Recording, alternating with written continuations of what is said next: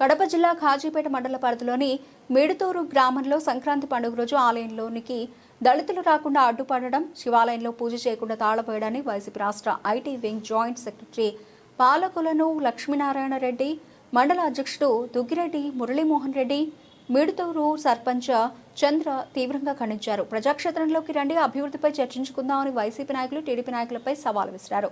నోరుంది కదా అని ఏది పడితే అది మాట్లాడకూడదని హెచ్చరించారు. టెంకాయ కొట్టడము దేవుని పరిస్థితి అర్థమైతే మాట్లాడాలి.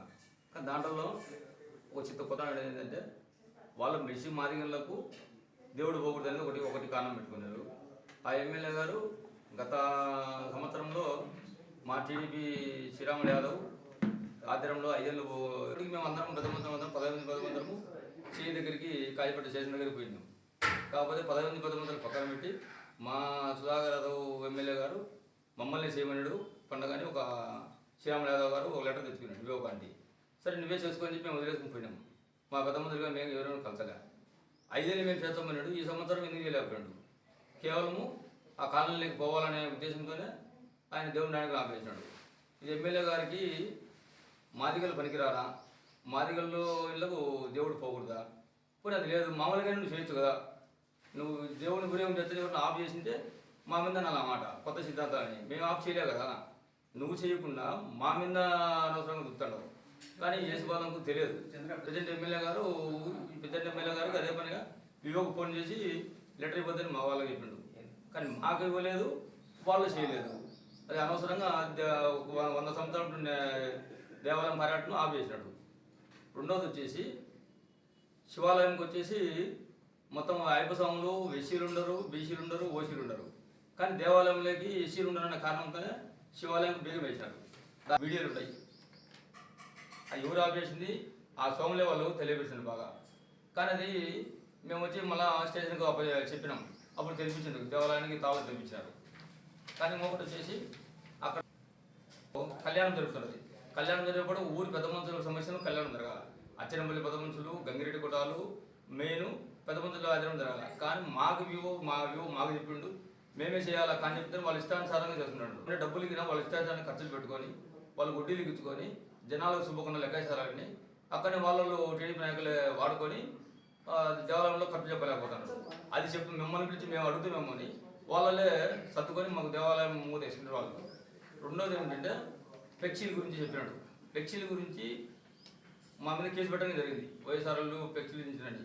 అయితే జనవరి 1వ తారీఖు వాళ్ళే చించుకొని టీడీపీ నాయకులు చించుకొని వాళ్ళే మా మీద కేసులు పెట్టడం జరిగింది. అయితే ఆ చించుకున్న దాంట్లో మమ్మల్ని స్టేషన్కి పిల్లలు మేమైతే పోయినాం. అన్నారు 8 మంది మేము స్టేషన్ పోయినాం. స్టేషన్ పోయినప్పుడు ఫలానా ఇట్టం శ్రీరాములు యాదవ్ చిన్నాయన, ఇట్టం జయరామయ్య అల్లుడు కుప్పోలి రమణ ఆ ఫ్లెక్సీలు చించడం జరిగినది. చించడం జరిగితే అదే చట్టము స్టేషన్గా పిలిపించి వాళ్ళ ముందని అతను ఒప్పుకున్నాడు. నేనే చించడం ఒప్పుకున్నాడు. కానీ మళ్ళీ మాకు తెలియదు మేము ముందని అంటాడు. దానికి ప్రూఫ్ మా మీద కేసు పెట్టిన ప్రూఫ్లుగా మా మీద కేసు పెట్టిన ప్రూఫ్లుగా ఉన్నాయి. మేము అదే స్టేషన్ పోయి రిటర్న్ వచ్చినాం. మళ్ళీ మేము అతని మీద కేసు పెట్టుకొని మీకు పెట్టుకోవచ్చు కదా. కానీ మీ టీడీపీ నాయకుడని మీ యాదవ్ అని మీరు సర్దుకొని పోయి మా మీద రుపుతాను. అది విషయం. ఒకటి వచ్చి అభివృద్ధి గురించి చెప్పినాడు. అభివృద్ధి గురించి చెప్పడానికి అభివృద్ధి గురించి చేసుకోవాలని తెలిస్తేనే మాట్లాడాలి. అభివృద్ధి అంటే అర్థం ఏముంది? అభివృద్ధి అంటే మా రఘురామరెడ్డి సార్ గారు మాకు చెప్పి నేర్పిన సిద్ధాంతం ఏంటంటే జనాలకు సేవ చేయండి, జనం ఎక్కడే కానీ ఇబ్బంది పడకూడదు, వాడు మనకు ఓటు వేయకునే కానీ మనం పని చేయాలా అనే సిద్ధాంతం మాకు చెప్పిండు. అదేలాగానే 2 సంవత్సరాలు కరోనా వచ్చింది. మిగిలిన 3 సంవత్సరాల్లో మేము చేసిన అభివృద్ధులు వచ్చేసి గంగిరెడ్డి కొట్టాల్లో 34 ఇళ్ల కొట్టాలు ఇచ్చినాం జగన్ కాలనీలో. రెండోది వచ్చేసి అక్కడ బోర్ ఇచ్చినాం, మోటార్ కొత్త కనెక్షన్ ఇచ్చినాం. అక్కడ నుంచి ట్యాంక్ కనెక్షన్ ఇచ్చినాం. స్కూళ్ళకి వచ్చేసి 3 అంగన్వాడీ స్కూల్ ఉంటే బాత్రూమ్ నిర్మించినాం. అట్లనే మాదిగవాడలో వచ్చేసి చిన్నపిల్లలకు అంగన్వాడీ స్కూల్ నిర్మించడం జరిగినది. అట్లనే మేము చెప్పినాం, దీనికి ఎప్పటికైతే మేము సవాల్ ఇస్తున్నాం. మీరు జనాలే పోమరాదు, మిగతా పంచాయతీ జనాలే పోమరాదు, మీరు ఏ పని చేసిండ్రు మేము ఏ పని చేసినాము అని రథాపతిగా రథంలో కూర్చున్నాం. పత్రికా విలేకరులకు అందరికీ నమస్కారం. మొన్న మేము ఇచ్చిన దానికి సొసైటీ ఆఫీసులో ప్రెస్ మీట్ ఇవ్వాలా ఇవ్వద్దా అనేది కూడా కొంచెం ఆలోచన చేసుకొని ప్రెస్ మీట్ ఇవ్వాలి. ఆఫీసులో ఎవడన్నా పార్టీ పరంగా ప్రెస్ మీట్ ఇవ్వకూడదు. కనీసం ఆ మాట కూడా నీకు అర్థం కాక ప్రెస్ మీట్ ఎట్లా ఇస్తావా హరి? ఒక్కటి సొసైటీలో ఏరియా దొరకలేదు, సొసైటీలో మేము ఇప్పించాలంటే ఇది లేదంటాడు. కనీసం మా జగన్ సార్ గవర్నమెంట్లో ఏరియా కోసం ఒక్కడైనా కానీ ఒక్కరైనా కానీ ధర్నా కానీ రోడ్డు మీదకి వచ్చిన పాపాను పోలేదు. మీరు ఒకవేళ ఆ మాదిరిగా ఏదైనా క్లిప్పింగ్ చూపించండి.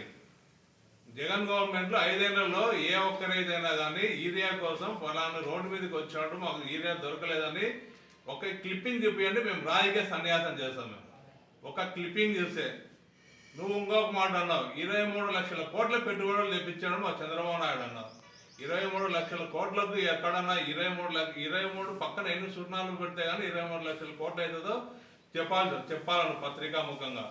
23 లక్షల కోట్ల పెట్టుబడులు తెప్పించినాం అని చెప్పి ఒక ప్రూఫ్ చూపించండి, మేము మొత్తం రాజకీయ సన్యాసం చేస్తాం మేమందరం. 23 లక్షల కోట్లు. ఇంకొకటి 5 మండలాలు కరువు మండలాలకు ప్రకటించి మా ఎమ్మెల్యే గారు చాలా ఇది చేసినాడు, ఘనకారం చేసినాడని చాలా మంది గొప్పలు చెప్పుకున్నారు. కరువు మండలాలుగా ప్రకటించిన దానివల్ల ₹1 అయినా ఉపయోగం ఉందేమో అని చెప్పి మీరు కానీ మీ ఎమ్మెల్యే గారు కానీ కరువు మండలాలుగా ఇప్పించిన దానికి రైతులకు ఇన్పుట్ సబ్సిడీ కానీ ఇన్సూరెన్స్ కానీ వచ్చిందేమో ₹1 వచ్చింటే మీరు చూపించండి. అదే ఇంకొకటి ఏమన్నారు, మీరు ఏదో కొంతమందికి ఇన్సూరెన్స్ అట్లా ఇచ్చారన్నారు. నీకెంత మటుకు నీకెంత వచ్చింది, మీ శ్రీరాములు యాదవ్కి ఎంత వచ్చింది? దేవుని దగ్గరకు వచ్చి ప్రమాణం చేస్తారా మీరు? మాకు రాలేదని చెప్పి ప్రమాణం చేయండి, మేము వచ్చిందని మేము ప్రమాణం చేస్తాం.